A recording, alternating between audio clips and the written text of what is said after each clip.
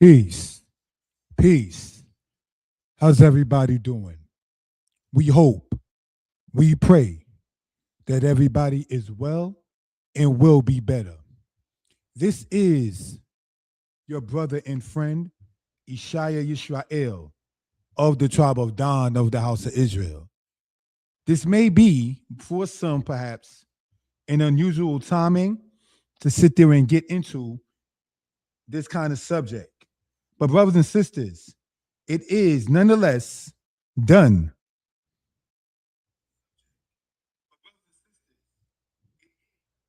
Done nonetheless in love and respect, first for the Creator and on a human level for our brothers and sisters. Everything I say may not be agreed with. However, I am able, for those who may disagree or no disrespect intended, want to challenge what a brother is saying. Respectfully, we can have discussion, let me say that, concerning this, not discord. Now, family, call this one here discussion with the Christian. The reason that is because it has been said for quite some time, some centuries, if you will, that Christianity and slavery, brothers and sisters, are friends, are buddies, are comrades, if you will. And in that, brothers and sisters, on this platform, we do not disagree with that. Though there are many people who practice Christianity that are very good people, very good mothers, very good fathers, very good children. Brothers and sisters, we do want to point out, no offense, that the history of Christianity and the way in which many of our people, and by our people, I mean our black people, have become Christian, brothers and sisters, is not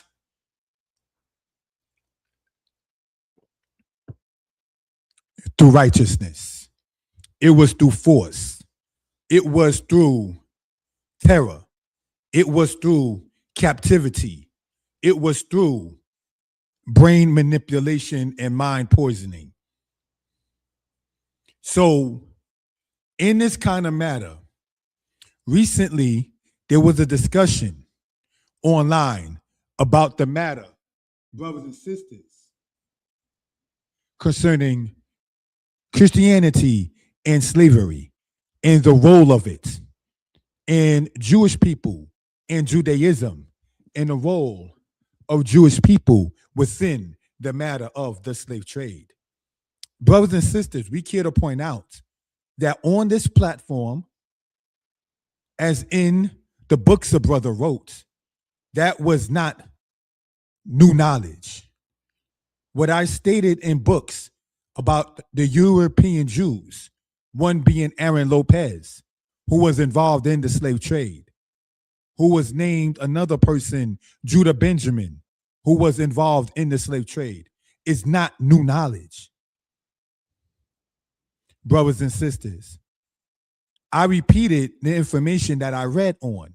So that alone shows that if I was not the first person to say it, and I have said that over 10 years ago, that it is certainly not new knowledge. So with that being said, brothers and sisters, let us pull up the PowerPoint and discuss therein, if you will. Thank you for that, family. If I can be heard well and people are in good spirits, we ask you to please type in the number 4. If I can be heard well, brothers and sisters, and people are in good spirits, we ask you to please type in the number 4. Thank you. Some of this information is going to be new to some. Some of this information is redundant to some. But nonetheless, this is information. So without any further ado, brothers and sisters, having scheduled this for 5:15 and it is now 5:25, let us pull up the PowerPoint, brothers and sisters, and deal with it in this manner. It should show up on the screen If not, let me stop the screen, then share the screen, entire screen, looking at it from this point. Thank you for that, family. And now let's pull it up. Go to the slideshow. And looking at this, family. According to this, and we're going to show what the this is as we get into this. Let us examine this. Slavery was never a white people thing. Now, most times when slavery is mentioned, the matter of the Atlantic slave trade, starting in the 15th century to the timing of the 19th century AD, is what is discussed. The meme goes on to say 4 out of every 5 slave holding Americans were Jewish. Let us look at this. Because the Jewish people themselves are white. So whether they have a Catholic, agnostic, Judaic, satanic faith, white people are white people, certainly in America. We then read, don't be fooled, know the facts. This is interesting, as in the comments below, I will address this in light of conversations I've had concerning this. So brothers and sisters, what are we talking about in this particular case? Let us look at the meme, enlarge it, and see, brothers and sisters, where this is coming from in, say, the first place. All right? We can take that part out.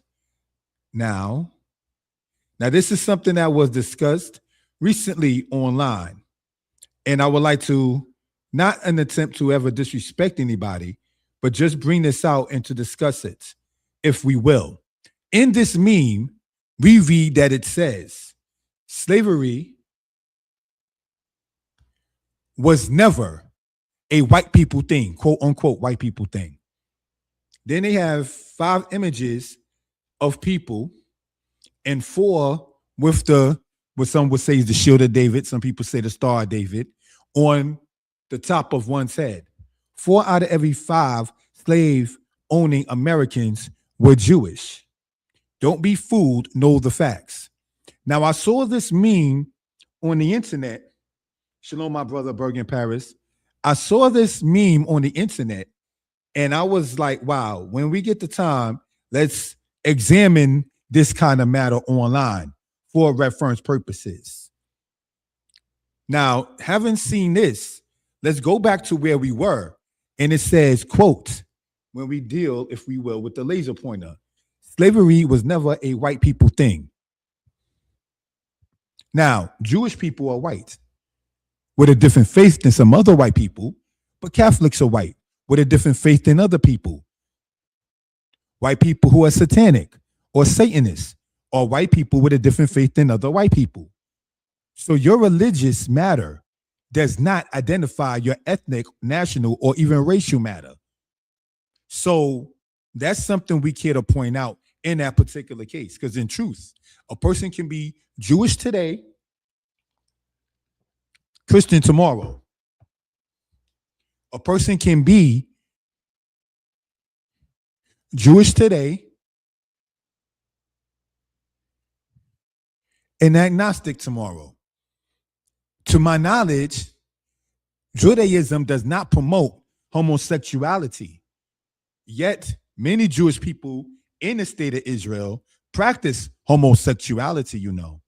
So your faith and practices does not determine your race, your ethnic background, your thoughts, or so forth as far as quote unquote religious matters go, if we will, family. So let us go back to where we were and reread this. Now, most times when slavery is mentioned, the matter of the Atlantic slave trade, which the meme was talking about, starting in the 15th century, we're talking 1440, 1441. To the timing of the 19th century AD, we're talking 1860. We're talking 1888. Let's continue. Is what is discussed. The meme goes on to say 4 out of every 5 slave owning Americans were Jewish.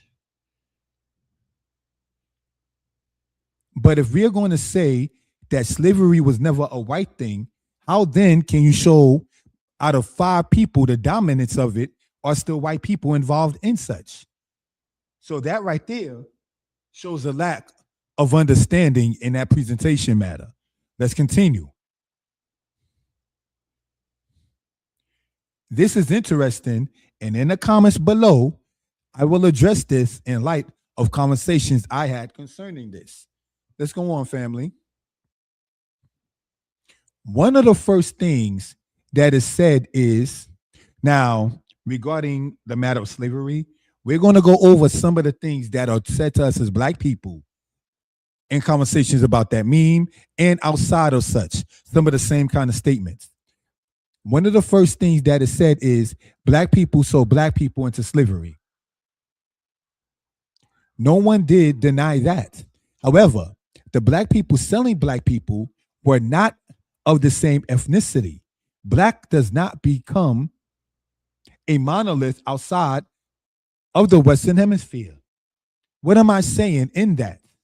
Monolith or monolithic means like all one and the same. It's all one thing. There's no or virtually no difference. But when you deal with the terminology, say Black people, that is a broad term. There are Black people in Malaysia, ethnically. There are Black people in Vietnam, ethnically. There are Black people in the Western Hemisphere before the matter of the Atlantic slave trade, ethnically. So now we have to begin to know and understand how can such a concept even exist by saying Black people sold Black people into slavery. And yeah, there were people of color or Black, if you will, that did sell Black people into slavery. But again, not all Black people are the same ethnicity. Let's look at this. Africa, a very tribal and clique-orientated place, which is a continent, by the way, is noted by Edward Reynolds in his book, Stand the Storm, that African tribes did not sell their own people, but rather people not close to them. So when we read in that book, which you can get online, called Stand the Storm, capitalized there for emphasis. I don't mean to be yelling, but I know online capitals mean such, but I wanted to emphasize the point. Edward Reynolds wrote that Black people who were sold by Black people were not the same ethnicity.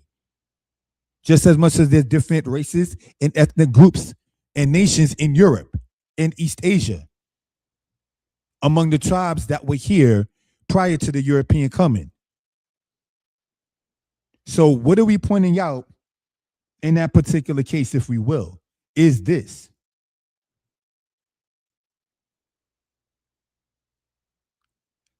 African people are not a monolithic people. There are different ethnic groups among even people out of Africa, just like anywhere else. The Swedish is not the same ethnic group of people, though all European, along with the Italians. The Italians are not the same ethnic group of people, along with the Irish, though it's in the same continent. The Vietnamese, though all in Asia, are not the same people as China, same continent. So in Africa, which is a continent, the same applies. There are different ethnic and tribal groups within it. So this is something, again, we care to point out for reference purposes. The argument of who sold who in a way to not make white America look bad becomes moot, because after the captives were brought to the Western Hemisphere, they were sold on auction blocks to the highest bidder. So here we see, according to white logic, that Black people sold Black people who were then shipped against their will to a place unknown to Black people, then in truth resold. So the captives were sold twice? Question. That alone should tell a logical human being to never try to use the black people so black people as a tactic to silence black people to speak on the matter of slavery. What are we saying with that is this. Yes, there were people of color, black people, who did so black people, as discussed. Brothers and sisters. Now, after the people were brought over against their will to the Western Hemisphere, brothers and sisters, what am I saying? These same captives were sold on auction blocks, as shown in the movie Roots, by people who were not black to white people. So the captives were sold twice. So what white people who keep on saying in so many words, when you get down to the truth and history, are saying without maybe acknowledging or realizing it is this. We white people participated as an accessory after the fact of the people being kidnapped by other black people. Then we partook of the ill-gotten gains, the human beings that were sold to us, and then we shipped them against their will, making them captives. And then after that, we put tar on them because their bones were showing because of being on their side or on their back for X amount of weeks at a time, being malnourished and things of that kind of nature. And then after that, what we did was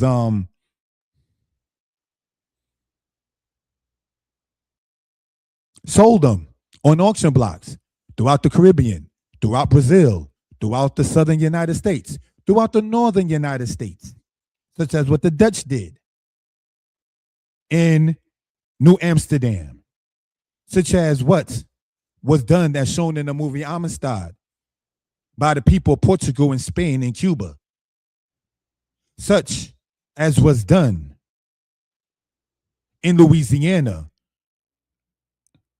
shown in the movie Mandingo, brothers and sisters.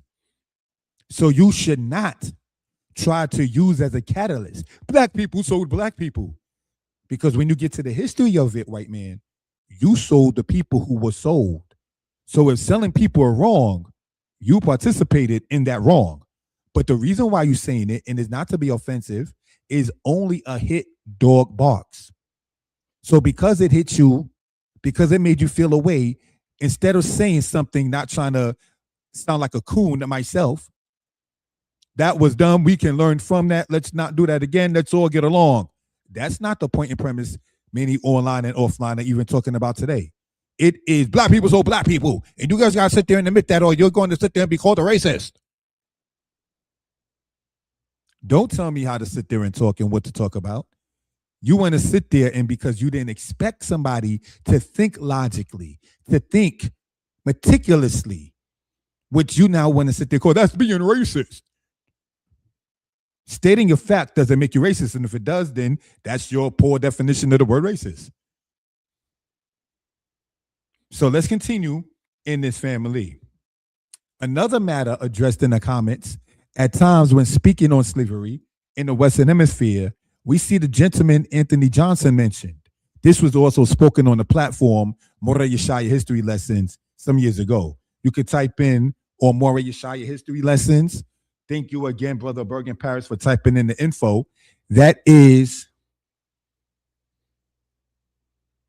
Anthony Johnson is not the pioneer of American slavery. You can sit there and type that under Moreh Yeshaya History Lessons, and that video will come up.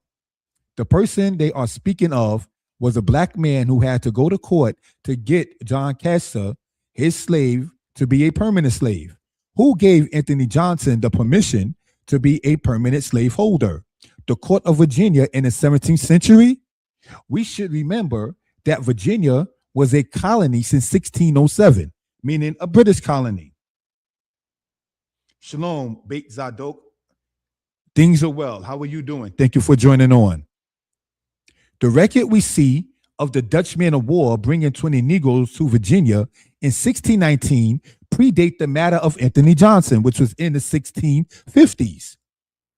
What made John Pope comfortable to bring captives to Virginia, being a Dutch man to an English colony in 1619? That's another question. Well, the governor of Virginia at that time, George Yardley, received 15 of those 20 captives. The Dutch brought a group of captives that was accepted by the governor of a colony. Yes, the captives, 15, were permanent slaves to Yardley, George Yardley, and he passed away in 1627. If the matter with Anthony Johnson was after 1630, how can he, Johnson, be the pioneer of American slavery? This culminates to the idea that black people do not study and reason. How did a black man get the name Johnson? Now, for those who bought my book, thank you for buying it. Certainly the history ones, you would sit there and see its pen named author Vincent Hutchinson. That is in honor, may he rest in peace, of my father. How did we get names like Hutchinson? How did we get names like Johnson? How did we get names like these, brothers and sisters? So when you find sometimes people saying, well, you know, there were even black people and white people as slaves, I'm going to need you to show me a group of white people that have ethnic or surnames that ethnically, I may say, go back to the East. See, because now if you can show me, like we can trace Hutchinson to the British or the English, you can trace many of your last names to the Portuguese, to the French, to the Spanish, to the Dutch, to the English/British. So when people begin to sit there and say, because people name their captives the names of the language of the captors. In the Bible, it talks about that in the book of Daniel. He got the name Belshazzar, Mishael, Hanael, and Azariah, Shadrach, Meshach, and Abednego. So even in the Bible, where the prophet Daniel is mentioned, he got a name that was not ethnically of his. Name as stated Belshazzar. So what are we pointing out in that particular matter is this, brothers and sisters. I want to say I'll have new equipment, family. So Bergen Paris and Beit Zadok, I'm asking you and anybody else, if you can hear me well, please type in the number 4. I'm using a different computer basically, as well as a new microphone. I got new equipment to try to sit there and upgrade the platform. So if I can be heard well, please let me know. Let me know the sound quality definitely is appreciated. So now, as we get back into this matter right here, family, is this. To the people who say that, yes, there were black people who had white people as slaves. And we know that captives are given names by their captors. This is how you get Anthony Johnson. He's called in the Portuguese record Antonio the Negro. Thank you for that, Bergen Paris. So if that is the case, we have to sit back and truly wonder, were there black people who were slave masters over white people, and can such be traced to this day? Were there black people in history who did wrong by white people? Yes.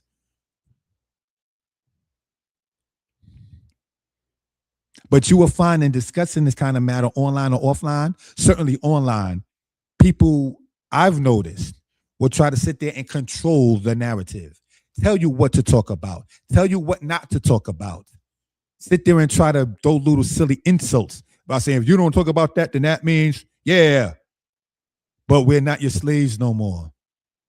So you talking about, oh, you're a racist. Oh, you shouldn't talk about that. You should talk about this. Many of us may or may not have parents. Like I personally don't. Both my parents are deceased. And it's not to sound haughty or arrogant or belligerent, but at 46 years old, I speak my own mind and take the wisdom from my elders that are still here, such as how to present yourself in front of the entire world on the internet intelligently. But you do not tell any grown man or woman what to and what not to say because it hurts your feelings. Get out of your feelings. So George Yardley passed away before the matter of Anthony Johnson in the court. How can Anthony Johnson be the pioneer once we understand the definition of the word pioneer? To be the first at doing something is what a pioneer is.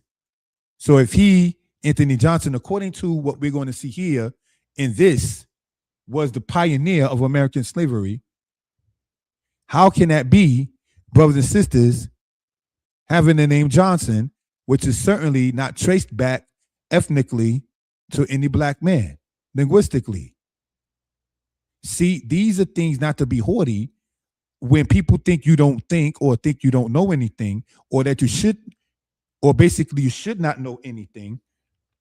How dare you begin to sit back and think like that? So now you're going to have to be called racist. So now you're going to have to sit there and have to answer to that in that particular case. I recently was asked, do you know who the first, excuse me, do you know who the first slave master was and who owned the first slaves in America? I figured that white guy, not to be racial, was going to sit there and go to the Anthony Johnson thing, as many of them have, even online. So I call myself in my way beating that person to it. And I said, I heard some years ago about this Anthony Johnson thing and spoke on it. The person did not respond back to that. See, when you're trying to wiggle out of something and when you're trying to sit there and evade something, and when you got to sit there and say other people are using matters of a point to be made and don't want to sit there and focus on something, and you throw transference, you have an agenda, and that's what you're saying, what you're saying. No, you have an agenda, and you didn't expect to be questioned by anybody. But let's look at this again. The first slave owner in America was not only a black man, he went to court and demanded it. In 1654, it was time for Anthony to release John Kesa, a black indentured servant. Instead, Anthony told Kesa he was extending his time. Kesa left and became employed by the free white man Robert Parker. Anthony Johnson sued Robert Parker in a Northampton court in 1654.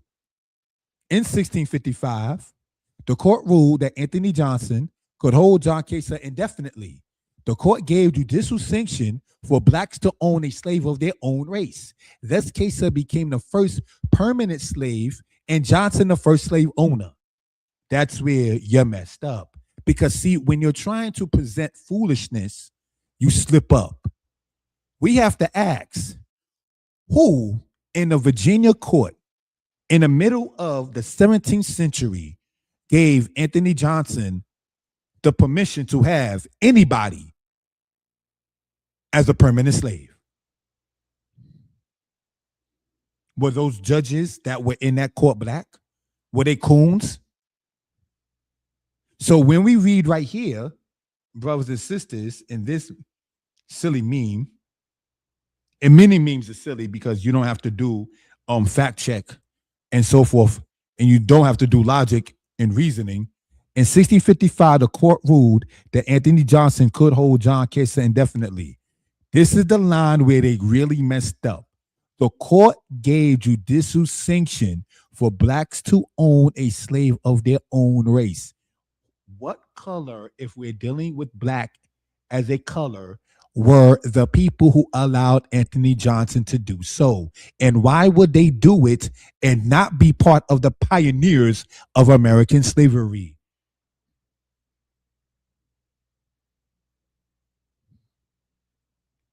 Oops. This culminates to the idea that black people do not study and reason. How did a black man get the name Johnson? The meme that circulates that we just showed about that shows not that of Anthony Johnson, but rather that of Lewis Hayden. That's not Anthony Johnson in the picture. So what they did was just tag up some black man who lived over 100, 200 years after in the 19th century named Lewis Hayden and put that picture there with some words that historically don't make any sense. So the picture is off. The wording shows it to not be historically correct.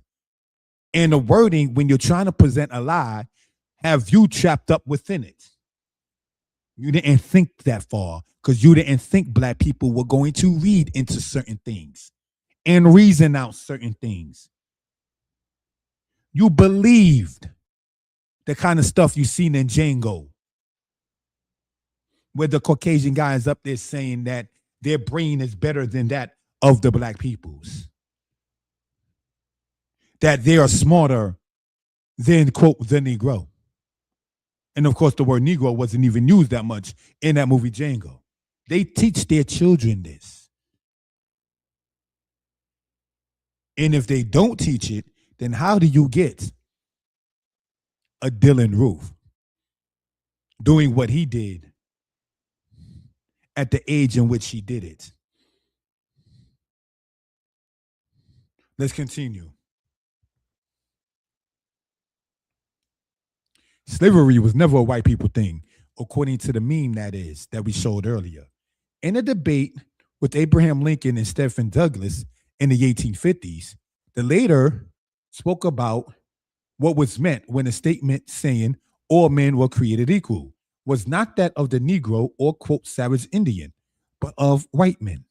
This was in the 19th century, in the 1850s. The same era, Alexander Stephens, the vice president of the Confederacy, stated slavery is the cornerstone of our republic edifice. James Hammond, a politician from South Carolina, stated, speaking to the Senate, no one dare make war on cotton.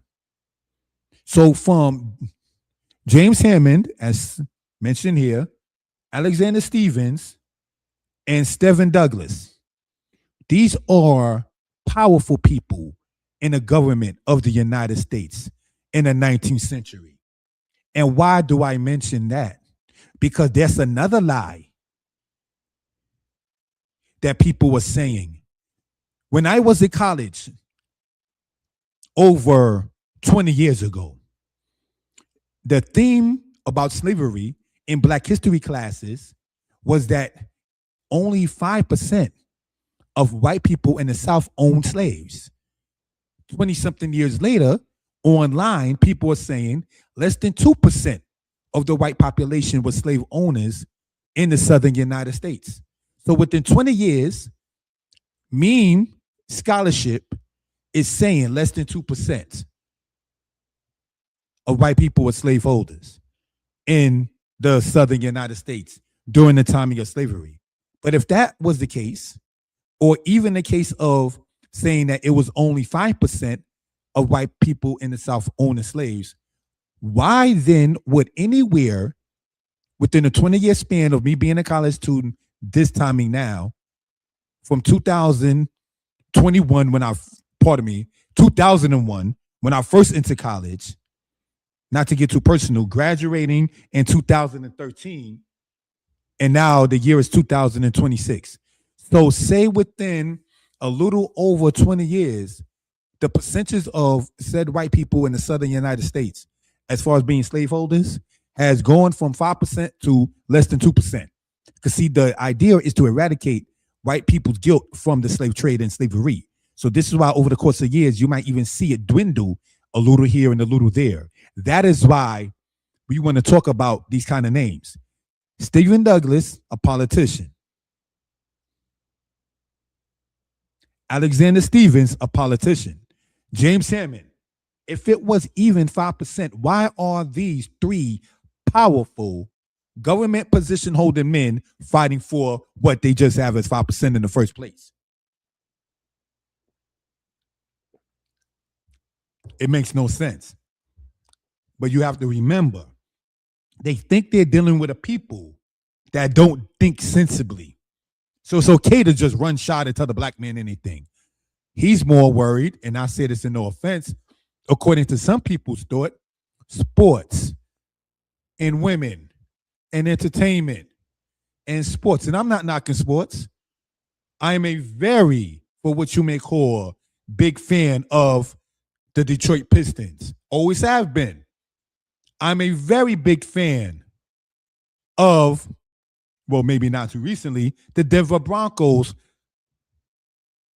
the football team. So I'm not here to sit there and knock sports or entertainment. What I am saying is that is the thought of us, 2 months of us as a people. So when we start talking about Alexander Stevens and Stephen Douglas, and when we start talking about James Hammond, that was never supposed to be coming out the mouth of a Negro. While loving sports, you were supposed to talk about Magic and Jordan and Pippen and Rodman and Darryl Strawberry and the Negro League. And if you don't go into history, you're supposed to talk about the Brooklyn Bombers, which is nothing bad with it, but you want to pump us with that to avoid this kind of matter, and that's the problem. But let's continue, family. Cotton was if not the, main export the southern United States had to offer the world. It was, if not the, main income supplier for the economy of the South. So people like Isaac Franklin and John Armsfield in Louisiana, and like John Hawkins and George Washington, all different centuries, all had a common practice: slave trading and enslavement. So again, we have John Armsfield and his buddy Isaac Franklin. They were slave traders big time in New Orleans, in Louisiana. But we want to believe that it was less than 5%. But meanwhile, they building whole empires on this and shipping the cotton out to as far as England and East India. Did you know that? That the cotton that the black people picked in the southern United States was shipped to East India? Don't come with the story of saying 1.6% of the people in the South were slaveholders. Because you're not going to find in the Confederacy then white woman fighting on behalf of her man, portraying a male herself for something that didn't mean something to their spirit. The fact that there were white women portraying themselves as males to fight on behalf of the Confederacy shows the story anywhere between 1.6% and 5% of white Southern people being the slaveholders is a myth. They went too hard. They were, in today's terminology, too beast for that percentage to be those numbers. Mary Surratt has been known for saying, Mary Surratt was the mother of John Surratt. John Surratt was the friend of John Wilkes Booth. John Wilkes Booth is the assassinator of Lincoln. And John Wilkes Booth said African slavery is the greatest thing that can be known to man. And John Wilkes Booth, if the story given of him is true, did not live to be 30 years old. So who taught him that? Some people say that he lived to be over 50, 60 years old. And some people say that he died in a tobacco farm area in Virginia. That story is whether he fled from the barn, that's his life, or whatever in that particular case. Did he die in 1903, some people said, or did he die in 1865? Some people said. But one thing we know about him is that he was a promoter of slavery and deeply into, quote, the Confederate cause. And he took upon himself, or some people said the banks were behind it, and he assassinated the 16th president of the United States for something that an economy that they are now trying to say was less than 10% of people in the South. That is madness. You're not going to find conspirators, knowing that if they get caught with John Surratt and the others, and Mary Surratt basically saying, this is what the cause is for, it's worth it. I'm not telling you where my son is at. If you were to read about her and watch the movie, if you're into it, called The Conspirator, you get those kind of matters. So what are these memes and people talking about? Let's continue, family.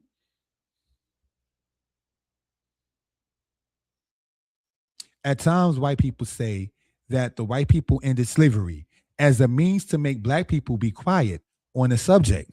Yet, should they who are guilty of such an atrocity, when ceasing from it, be commended by the victims? So, if I can talk about the slave names that we walk around with today, you want to say white people ended it. You started it. So, do you want a biscuit?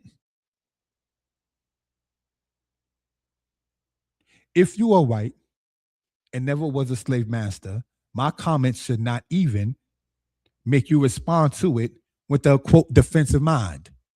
If I should not quote complain about such because I personally was not a slave, then you should not complain to me about my complaint if you were never a slave master. It wasn't me and it wasn't my family and we never did that. So why are you trying to guide me on what to talk about something that you personally have nothing to do with? You jump into somebody else's business?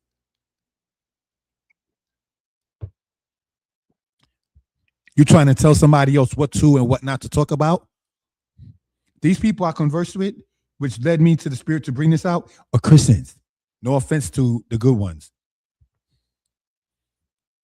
Were there Jewish people who were involved in the slave trade? Yes. Were there 600,000 Christians fighting to end slavery in the West? That's another comment that's made. 600,000 Christians, 600,000 white people, 600,000 white Christians fought to end slavery. No. Was Lincoln a transparent person about abolishing slavery? Yes. Now, some people may disagree with what I just said. Let me explain why I say such. He stated that if he could accept the seceded states back with or without slavery, he would do so. So he was transparent. Lincoln could care less about the freedom of the black man, woman, and child. In places like New York, New Jersey, and so on, the Civil War, and so on. Pardon me, I stand corrected. I skipped a line, my fault. In places like New York, New Jersey, and so on, there was slavery. These northern states became in time free. And in the Civil War, they represented the Union. 4 of the northern states during the Civil War, meaning 4 of the states fighting for behalf of the Union, Delaware, Maryland, Missouri, and Kentucky, were slave holding states. They called them the border states during the Civil War, fighting on behalf of the Union against the Confederacy, while still being slavery holding states, were Delaware, Maryland, Missouri, and Kentucky. The fact that the black man was not allowed to fight for the Union Army, said to be fighting for him by some, online and offline, which was 2 years after the war started. This means the defeat of the Union Army at places like Bull Run, where the Union lost, did not make the Union consider putting the black man in his army. Because when the Civil War started, and places like the Battle of Manassas and Chancellorsville and things of that nature, the North was losing. But while losing to the Confederacy, the North still did not think, let's get the Negroes and put them in there. You know who pushed for that? Frederick Douglass, a friend of Lincoln. Frederick Douglass is the one that told Lincoln, you need to get the Negroes, the black people, to sit there and fight on behalf of the Union. Now, if the North was fighting, according to some people, to end slavery, then why will it take 2 years to be even convinced, after losing battle after battle after battle, after Lincoln had to replace general after general after general, in the drama that happened between Lincoln and McClellan? Why did all of that have to happen between white on white, North and South, between white and white, North and North, Lincoln and his generals, and the drama that happened between them? And it took over 2 years for them to even consider to put the black man to fight on their behalf. If you was fighting for the black man's behalf, it's because you was not. See, we're not supposed to, as a people, ask these questions. We in the West are supposed to accept that there was a black president finally, and then talk about Islam and the Muslims and the slave trade and sub-Saharan Africa, where Christianity is still rife in Africa. But you want to sit there and say that the white Christians into slavery everywhere they went. So if that's the case, then why there's still slavery in places that Christianity is popular in? If you bringing Christianity was a civilization to the world, if it was good for the world, because see, the word civilization comes from the Latin root word civilis, which means city, C-I-T-Y. You understand? Now, you notice in all this, a brother did not say there were no people who were looking or were black that didn't do wrong. Most definitely. Sadly, but definitely. There were black women that were raped by black men, all in slavery, you know. Did you know that? Black females who were slaves, sadly, were sexually assaulted, or SA, they want us to say online, by black males who were also slaves, as well as the overseer, as well as the slave master. She had no friends in that manner. So, brothers and sisters, when we sit back and we get into, say, this kind of matter, is the equivalent connection in speaking about history with black and white people is when black people are wicked, when they are the ones doing SA, when they are the ones that are the crooks. And then people want to say today, America does not have slavery today, but other places in the world, in the Middle East and in Africa, there's still slavery. If slavery does not exist in America, then you must have missed when Pam Bondi, who was working for Trump, could not turn her head to the right and look at the victims of Epstein. When Jasmine Crockett was getting at her in the congressional meeting some months ago. The victims of Jeffrey Epstein that came from the United States and other parts were lined up on the wall. And Pam Bondi could not bear to look to her right to even look at them. R. Kelly said after what he did with sex trafficking, that was his brother on the tape. So he's willing to throw, quote, his blood brother off, throw him under the bus. But people were saying, knowing what R. Kelly did, knowing about the Epstein files, that good old USA does not have slavery. But we can acknowledge that during slavery, women were treated like the way R. Kelly treated women, like the way the Epstein files speak about how women were being treated. So it does exist. Just because you lock them up, just because it's not on the books as legal, doesn't mean it does not exist. But you forgot that part, because the Jeffrey Epstein victims don't mean nothing to you. It's not that the victims of the jihad of the Islamic move doesn't mean nothing to us. It's the fact that the victims of R. Kelly don't mean anything to you. That's where it boils down to at. So just as much as the SA or the sexual assault that was done to women in slavery, so after the year 1900, 1950, the year 2000, women were being sex trafficked back and forth and forth and back. Just like they were then. Like Sally Hemings during the time of Jefferson, the third president. So it still exists. Sadly. Let's continue, family. People like Candace Owens, who recently was speaking on Jewish people, not Christian people, were the enslavers of black people. She recently was online saying it was really Jewish people, not Christians or Catholics, because she bounced from Christianity and Catholicism, the same basic faith when you get right down essentially to it. You understand?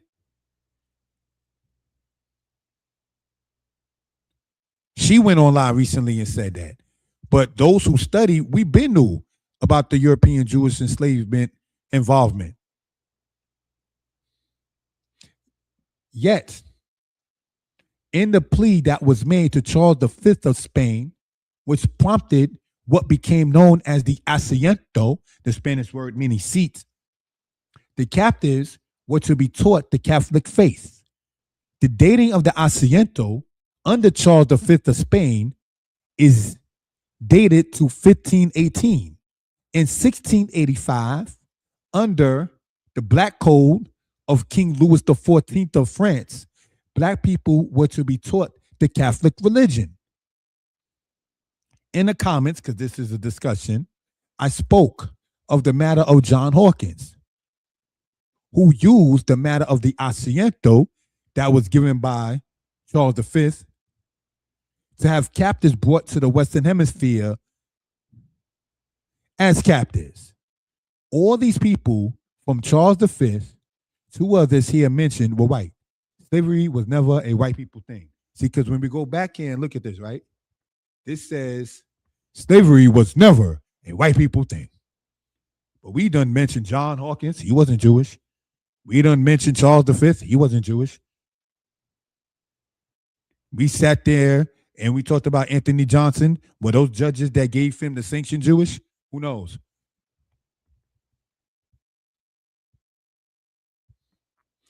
Nathan Forrest in 1866, the year after the Confederacy lost the Civil War, started the KKK, the Ku Klux Klan. One of the reasons is because they, the defeated South, thought the blacks will want to seek revenge and fight. So they, in 1866, and then again in 1915, started and restarted the KKK in Tennessee and Georgia, respectfully. Jewish people are not liked by the KKK. If the KKK was originally started by they of the Confederacy, the side that lost the Civil War, how and why will they start an organization that is anti-Jewish? So some people may say it was the Rothschilds who were Jewish. But the Atlantic slave trade started before the Rothschilds came to power in history. So again, who started it? See, they didn't expect people to read, to analyze. They just throw the word racist and oh yeah, I don't want to be a racist. That story ain't working on us no more, man. No more, no disrespect intended. Then if you love your mom, you will love all black women. No, I don't hate no sisters. But being that I already had a mother and I'm not looking for another, the love that I have for mommy or had for mommy and still have love for her memory does not equate to the love that I would have for my lady. And unless, no disrespect, not to get sidetracked, sisters are looking for a man to be her son.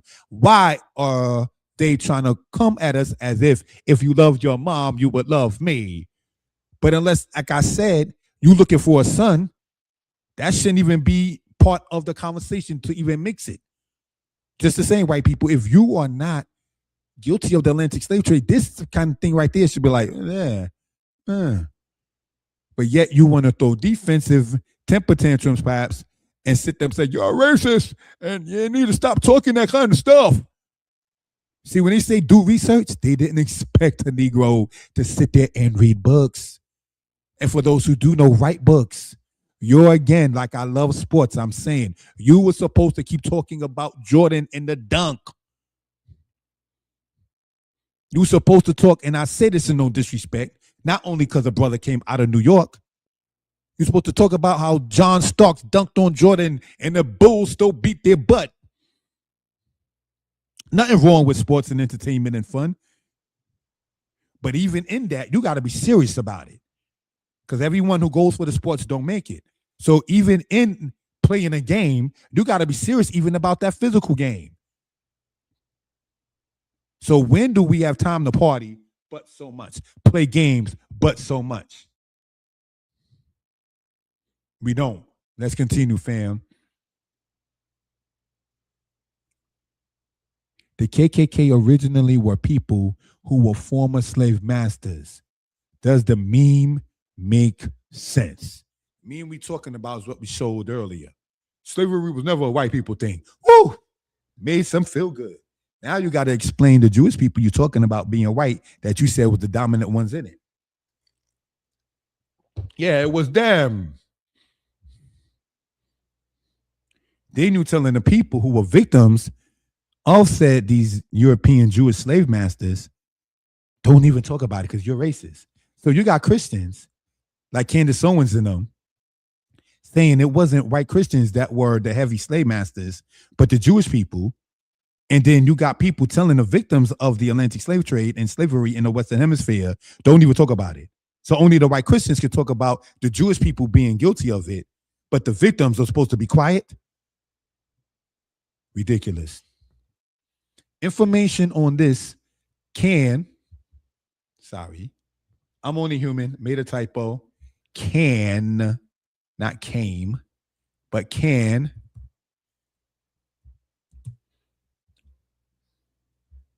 information on this can be found in books online like Slavery and the Making of America by Horton, The Story of the American People by Paul Johnson, Black Rebellion by Dr. Susan Dass, From Assyria to America by Vincent Hutchinson, They Were Her Property Too by Stephanie E. Jones Rogers, a very good book, The Slave Trade by Hugh Thomas. These and other books actually do not attempt to make the current white, black, Jewish, African people of the past look bad. So brothers and sisters, as in looking at this here for reference purposes, if we will, right? This again is something we care to have brought out for reference purposes. Thank you, my brother, for typing these in. For those who are interested, not sure who is online, thankful for able to get in new equipment to sit there and try to make the presentations better. I'm open to constructive criticism, family. All right. So subscribe to the channel, comment, like, and share. We intend, brothers and sisters, to do more presentations. Thank you for that.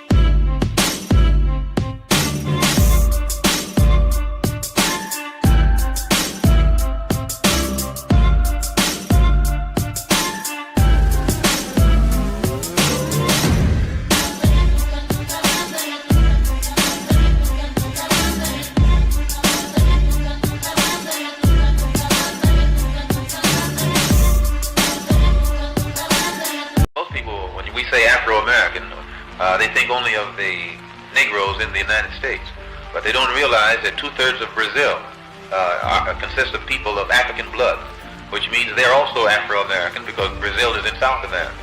And in all of these, many of these countries in South America and Central America, and even in Canada, they are heavily populated with people whose ancestors came from Africa. So when you total up the number of Afro-Americans, real Afro-Americans, in the Western Hemisphere, there are perhaps 100 million. And if these people ever unite among themselves, not only is it necessary for the Afro-Americans in the United States to be organized, but it's also necessary for the Afro-Americans in the Caribbean, or the Afro-Cubans, the Afro-Brazilians. It's necessary for all of them to be organized. And then once they're organized in each place, we have to organize among ourselves so that the Afro-American in the United States will be working in conjunction in a coordinated program with those who are in Cuba, and those in Brazil, and those in Venezuela, and those throughout the Caribbean, and Haiti, and in the West Indian Islands. And in this way, we actually get strength. And it's not an accident that there's no organization existing in the Western Hemisphere that's designed toward that end. It would be it would be a direct threat to imperialism as it really exists, and to colonialism as it exists in the West. And one of the things that's going to help to bring this about is the independence of Africa. One of the only reasons that we in the West have never organized, we have hated our image and our African image. And because Africa has been in the hands of people who have created an image of Africa that's negative and hateful. And it has been hateful to us. We haven't wanted to identify with it. But now that Africa is getting independent and in a position to create its own image, and it's a positive image, those of us in the West look at the African image and see how positive it is. We begin to identify with it. We become proud of Africa, and we become proud of our African blood, our African heritage. And this is what is beginning to make the Africans in the Western Hemisphere today develop more race pride. And as this race pride develops, then it has a tendency to make us want to unite together and work together. And your Western imperialists and colonialists consider this to be a grave threat. More threat than communism or Marxism or socialism or anything else. The Africanism is what they consider to be the real threat.